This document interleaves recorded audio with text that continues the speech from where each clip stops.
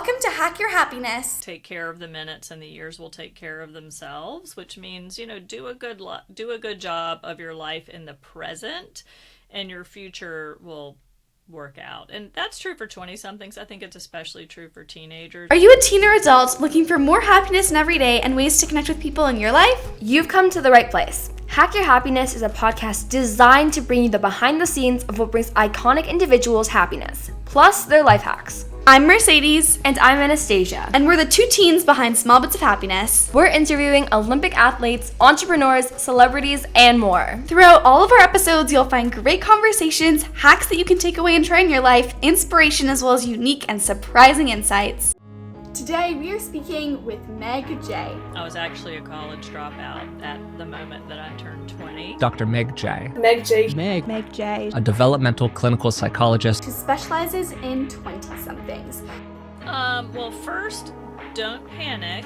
So what is your top tip for building self-confidence? You cannot have confidence without successes. What would you say is your advice for navigating the change of friendship? You're going to have to make friends over and over and over. How can you just think independently and choose what you know is right for yourself?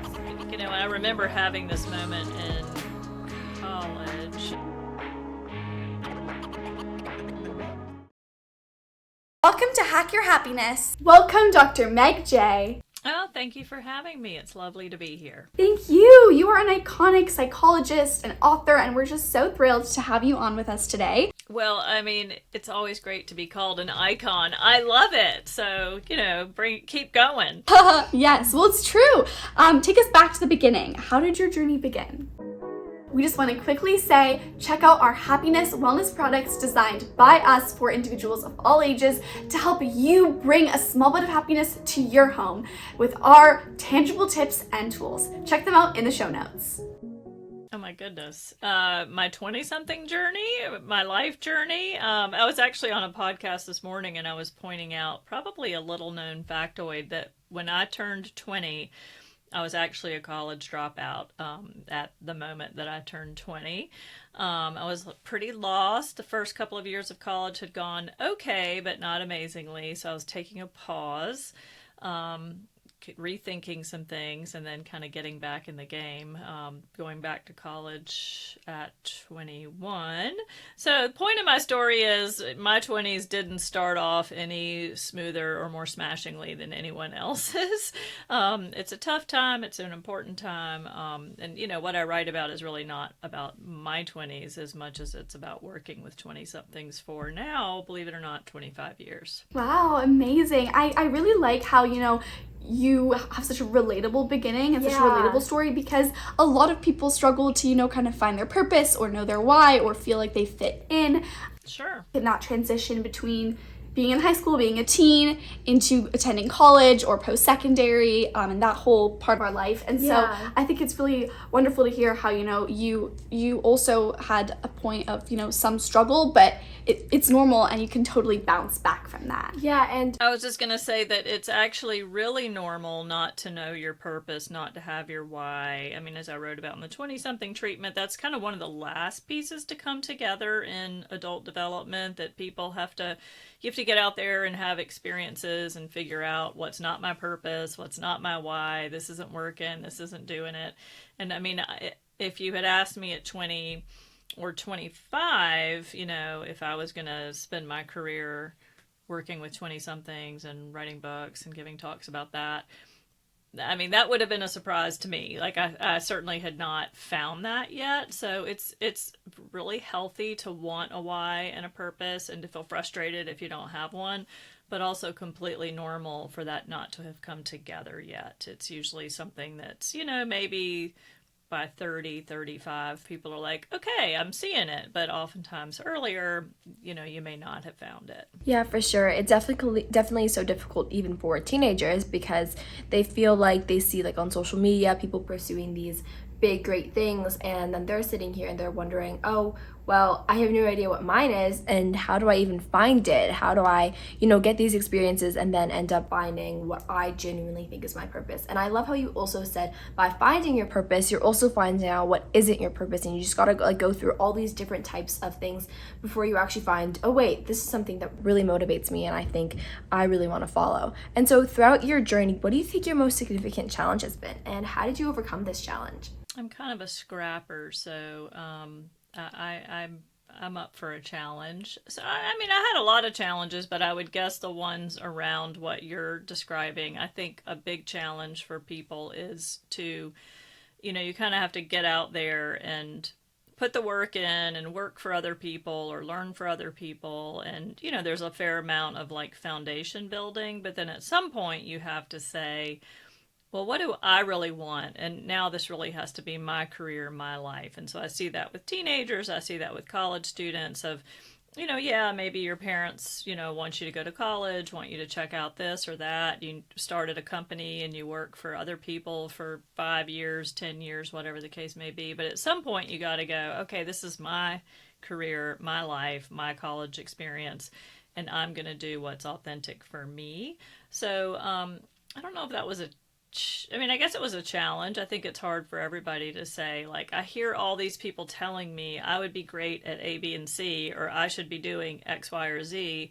But what I really want to be doing is, J, K, and L. And so, I definitely did that at different points throughout my career, but also in between, spent a fair bit of time just gaining a lot of skills, gaining a lot of experience so that I was just in a better position to say, okay, now this is what I'm doing and I'm going to do it my way and I think I can pull it off. I love that so much because it's true. Like, we have so many like external voices, whether it's like our parents, our friends, what we see online, and also like what we want. And so sometimes it can be hard to really dial in on, this is what I want to do with my life, this is what I want to focus my time and my energy on, rather than doing something just for the sake of doing it or just for the sake of making someone else happy with us. And so I definitely think that is a very relatable challenge again, and something that takes time to overcome. And so I wonder, like, when you're 20-something, it's a time of uncertainty. There's a lot of uncertainties, including like your passion, but so many other things as well. But being a teenager is also a time of uncertainty. So how can both teens and 20-somethings navigate this uncertainty? Well, first, don't panic, and just understand, like, your brain will really like to do that. It might do that for a minute or an hour, but just understand the brain perceives uncertainty as danger. That's normal. That evolutionarily, it's normal for the brain to think, oh my gosh, I don't know what's around the corner. Could be a bear, could be a dinosaur. I need to like kind of be ready for a fight, be ready for the worst. So that's what's going to happen to your brain when you don't know what you're going to get on a test, or you don't know where you're going to end up going for college, or you don't know why someone's not texting you back. It's going to go in that like panic, fight or flight survival mode. Totally normal. The more your brain has these experiences and realizes like, oh, my life wasn't actually in danger when someone didn't text me back, eventually it will stop panicking over that. But it takes, quite a bit of repeated experiences for your brain to be like, okay, somebody didn't text me back. They're probably not plotting against me. They're just like, their phone is dead, or they're busy, or whatever. So just to understand it's normal to have those kind of anxious worst case scenario perspectives, but to learn that, things are probably okay, or I'm going to get through it, whatever the situation is sort of to kind of learn to be able to think rationally, even when you're not feeling that rational. Yeah, I genuinely think that's so important to know, because oftentimes, something happens like, the texting situation, and all of a sudden you're just jumping to conclusions. And I think once you kind of start to recognize like those patterns, and you start to realize, okay, they're probably not planning against me.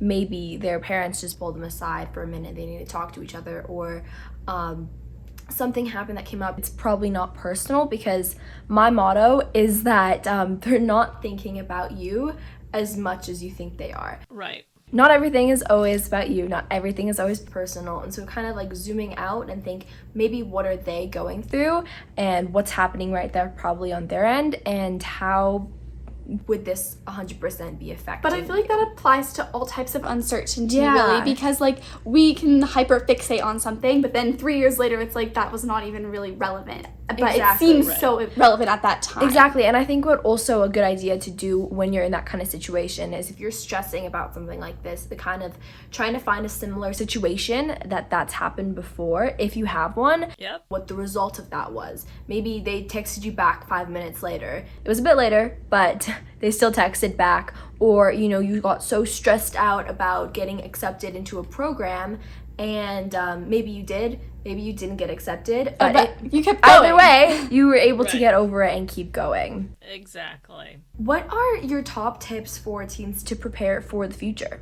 You know, I think it would be to not my tips for 20-somethings are a little bit different for teenagers. So my tips for teenagers are not to do too much future tripping and like worry too much about the future. And there's a proverb, I think it's a Tibetan proverb that's something like, take care of the minutes and the years will take care of themselves, which means, you know, do a good job of your life in the present, and your future will work out. And that's true for 20-somethings. I think it's especially true for teenagers. I don't think teenagers need to be stressing over like, oh my God, what's my career going to be? And am I ever going to find a partner? And am I ever going to be able to pay my bills?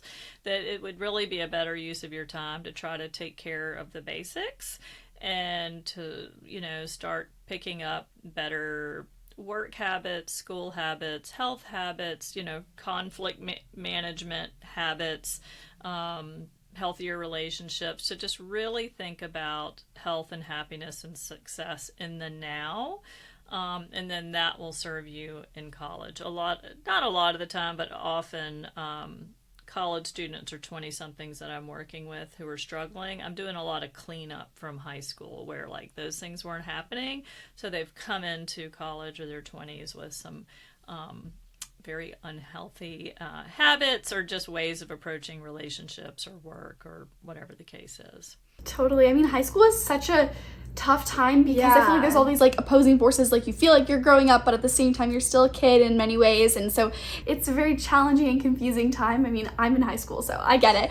But like looking to the future, I feel like sometimes like a lot of us as teens are overthinking it. Like you said, like we're worrying about stuff that's happening 10 years ahead of time, but there's no way to change or to control that really, and so it's better to like make yourself the best version of you right now and set up for the future. Absolutely. Yep.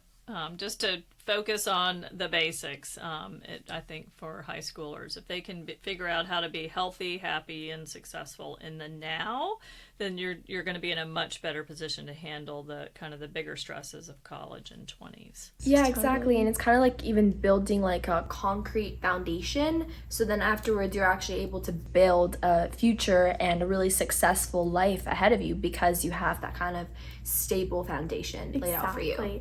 And so as we get older, we also need to have more confidence in ourselves and in the choices that we make for ourselves. So what is your top tip for building self-confidence and self-trust? Experience. So my top tip for building confidence is courage, because you cannot have confidence without successes. Like, there is no confidence without like, I did it. You know, I did it repeatedly. That's where confidence comes from. So, you know, the beginning point of that is courage to get out there and do the thing when you're like, well, I kind of did it. I kind of pulled it off. Well, that wasn't great, but I'm going to try that again. So my top tip for building confidence is courage. And just getting out there and doing things you have never done before or things you want to get better at, and you're going to have to do many, many, many times in order to get there. I gave a talk yesterday, to a bunch of people, and I was saying, you know, I can get up there and do that and not think much about it because I've literally done it hundreds of times, you know, a big talk, but then if you think about all the times in front of a classroom or even a podcast, thousands of times. And so that's really the only place that confidence can come from is experience. But you got to have the courage to get out there and kind of suck at it for a while. Exactly. That's what I was just going to say. Like, Yeah. it's so difficult to like kind of sometimes get there, because it's like, in order to have that courage, you have to have the experience. But in order to have the experience, you have to have some courage to like be like, I'm going to start this and I'm going to get better, and I'm okay with not being super fantastic at it now, but I know it will serve me in the future, especially as a teen becoming a 20-something, is like, if I do it now, by the time I'm 20, I'll feel confident in my decisions. I'll feel confident in public speaking. I'll feel better in different realms of life. Exactly. And oftentimes I feel like teens, and honestly a lot of people, are like, oh, I want to start something, but I don't want to be a beginner at it. I don't want to suck at it. I just want to be a master at it, or I don't want to do it at all. And it can be really hard and almost detrimental to yourself, because it's like, well, then you're just not going to do it, because it's impossible to start something brand new and just be so amazing at it, like these people who done it for years, and like you said, like they've done it thousands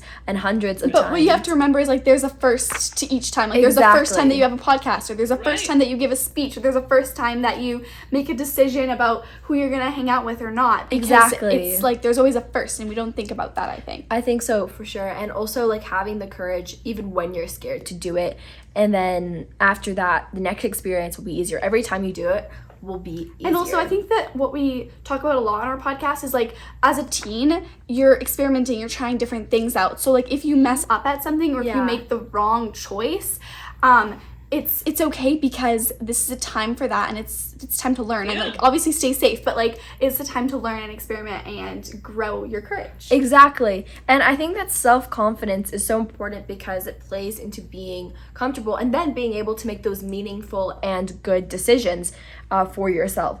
But how can you build a foundation of independent thinking? So even when you feel a bit tempted because of bigger people is like peer pressuring you, how can you just think independently and choose what you know is right for yourself?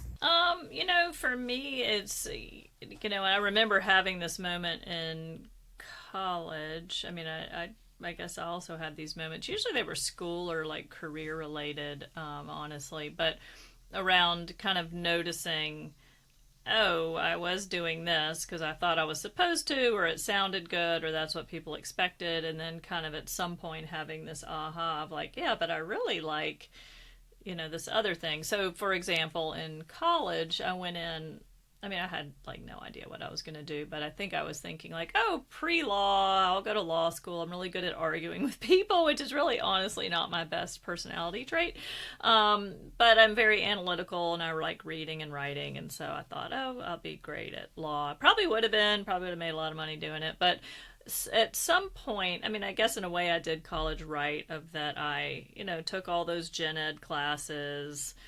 I had the whole smattering of different topics, and I loved my psychology class, so I signed up for another one, and then I liked that one, and I signed up for two more, and then I noticed couldn't wait to do all the reading, went to all the classes, sat up front, did well on the test, because I genuinely enjoyed it. So that, maybe to other people would have been obvious from the get-go, but it wasn't to me. And then somewhere I kind of had that light bulb of like, obviously I should major in this, and I should go do this, and this should be like my career direction. Of course, I didn't know exactly what, but it should be the direction. And, at the time especially, this was, 30 years ago, psychology, let's just say my family was not psyched. They would have, no pun intended there, but they would have much preferred that I had been a lawyer and not a psychologist. But oh well, it was my life, so I was, willing to risk it. And then, of course, I've ended up to have an amazing career, and a great life, and, it worked out great. But, something similar happened at Berkeley, where I did my PhD. At grad schools like Berkeley, they want everybody to be academics. So they want you to do tenure track, be a college professor. That's, what you're supposed to do with a Berkeley degree. And then somewhere along the way, I was like, I'm not doing that. So I'm going to get my degree, and I am going to go work with 20-somethings, my population of choice, and I'm going to write books, not obscure research journal articles that, no 20-something would ever read, but books that they would actually read that will help them directly.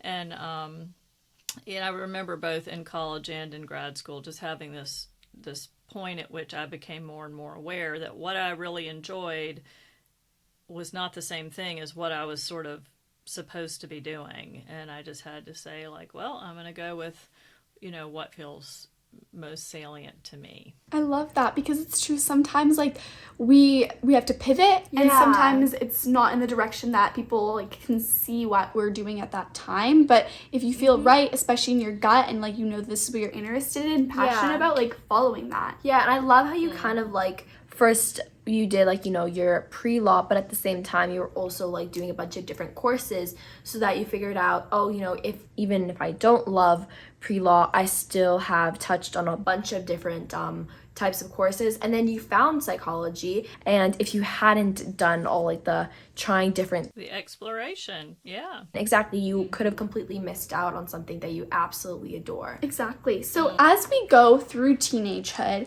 and graduate high school, many people experience large shifts in their environment, whether that means moving away or our friends moving away, etc. So what would you say is your advice for navigating the change of friendships as 20-somethings and teenagers? I think just understanding that it's normal, that, like you said, oftentimes it's purely geographical. It's not even personal of, certainly in your 20s, you're probably going to move and move and move, or your best friend's going to move, or your college friends aren't going to be around anymore. And, the same thing will happen in high school or in summertime. I think to understand that you're going to have to make friends over and over and over again in your lifetime, as people move around, but also as phases of life change, of like, well, I'm going to have probably some different friends in college, and then we're going to scatter. I'm going to need to do this again in my 20s, and then, I'm going to move for a different job, and it kind of goes on and on. So just to take that in stride of that is normal, and it's a great skill to start working on, that every time I'm in a new situation, I've got to make some new friends. I should have mentioned this earlier, but I actually have 2 teenagers right now. So I totally get where y'all are coming from, or at least what you're going through. But one of my kids is at like a camp this summer. And, I think one thing that's really benefited her is throughout her life, she's been to a lot of these like camps and programs. It's just this feeling of like, well, I'm somewhere new, got to make friends, don't know any of these people. That's just going to happen again and again, and it's a great skill to have. And I would say, don't take it too personally if friendships fall apart, not just because people move, but people grow apart. And, your best friend in 6th grade, y'all may not be feeling it in 10th grade, and that's just the way it goes. And, things could come back around again later. Absolutely. Friendships come and go, and that's a part of life. Yeah. And I think that's important. Like, enjoy the friendship and make the most out of it, but be okay with the shift for whichever reason. Yeah. And right. So how old are your teenagers? I've got 17 and 18. Oh, that's wonderful. Yeah. I love the idea of the camp, because I agree, like being able to make friends in different areas and being comfortable with that is great, because the bigger network you have, also then you're okay with shifting friendships because you have others to spend time with. And I also think that just kind of getting a mindset like when you're younger of like the confidence of having experiences, of being able to be in brand new environments and being like, you know what, I can make friends here. I've been able to make genuine connections with other people, and just kind of having that experience, like again, like you said, that I think that's so powerful, and it really helps you to know that in the future you're gonna be okay. Yeah. This is a bit of like a shift in the conversation and a bit more personal, but what is one piece of advice that you would give your teenage self? In a way, like my teenage self, like maybe didn't, I don't know if like dream big enough is what I mean, because I don't necessarily mean like, oh, I should have, planned to write a Pulitzer Prize winning novel, because I mean that, I'm kind of too realistic of a person for that. But I think maybe I did not understand like, why not me, for a lot of things. I hear a lot of teenagers be like, well, that's for other people, or well, other people, maybe could do X, Y, or Z, but, not me, or other people might be happy, other people might be whatever. And I don't think that I spent enough time thinking, well, why not me? I mean, it's got to be somebody who does these things. Like, why can't it be me? And So I think I felt like more limited by my circumstances in a way than I needed to, even though I was like pretty scrappy and kind of got out in the world and made good things happen. But I think I felt very limited by, my circumstances in a way that I probably shouldn't have. Yeah, I think it's true. I think teenagers hold like a lot of self-doubt sometimes, and we don't know what we're really capable of, but believing in yourself is really such a important step. And like, if you're not your own champion, then it's hard to find somebody who will champion for you. Right, yeah. So, what do you do every day that brings you a small bit of happiness? I do a lot of things every day that bring me happiness, which is great. It's good to diversify your sources of happiness. I love working with 20-somethings and soon-to-be 20-somethings. I love hanging out, talking to my kids and my husband, my family. I love writing anything. Anytime I'm writing something, even if it's, like a talk or an op-ed or thinking about the next book I'm going to do, love doing that. And then, I think going back to something you mentioned earlier, I actually love doing things I'm not good at because especially at this point in my life, I'm sort of expected to be good at things all the time. So I have to be a good therapist and I have to be a good writer and I have to be a good speaker. And, hopefully I can pull all that off now, but it's also fun to do things that I don't worry about being good at. So I'm always taking up some like cockamamie thing that I'm like trying to learn, whether it's, French or tennis or cooking. I love to just be doing things and trying to get better at things. And it's fun to have one or two things that you're not like, that don't really matter. So that also makes me happy. I love that so much, being able to have something that, you can accept that you're not good at, but also having an outlet of saying, I'm not good at this, but it's going to be fun that I can work on it, and having that kind of mindset and being able to have something, because I know sometimes once you're really good at something, but it also feels like there's expectations for you to be good at something, and then you start to overthink it. Is this as good as they're going to be expecting me to make it? But just having something that and you're not supposed to be really good at, and just having that as a way to relax and have a little bit of downtime. Yeah. Do you have a motivational quote that you love and remember? And if so, why? I have several, probably most along the lines of what you're thinking in a way is, it's actually a quote about writing, but it's relevant to all areas of life. But it was, I think it was Somerset Maugham, so he was a big writer back in the day. And he's attributed with saying, I'll only write when inspiration strikes, but fortunately it strikes every morning at 9 a.m., which basically means, there is no inspiration, or you create your own inspiration by like putting your butt in the chair at 9 o'clock and starting your thing. And so, what I love about that quote is that it's not really about like inspiration. It's about the fact that if you put the work in, the inspiration and the work will follow. You sort of can't wait for lightning to strike. Absolutely, and I think this is something that's so important to take as we turn from teens into 20-somethings, is you need to put in the work, you need to take that initiative, and you need to have like the self-motivation to sit down, to work, to identify what your goal is, see where you want to be, and get yourself there, because nobody's going to put in the hours like you, nobody's going to be as committed as you, so find your goals and like actually drive yourself toward them. I mean, it can even be little. This is a very small example of that, but I had a client we were talking about. They have a hard time getting going in the morning, and I was like, well, what do you do in the morning? And they were talking about their routine, which was like not awesome. And, they get up, they stare at their phone, they roll around in bed. And they were like, I said, well, what about getting in the shower? And they're like, yeah, I'm really not a morning shower person. I was like, oh, see, now this is what you're misunderstanding. There are no morning shower people.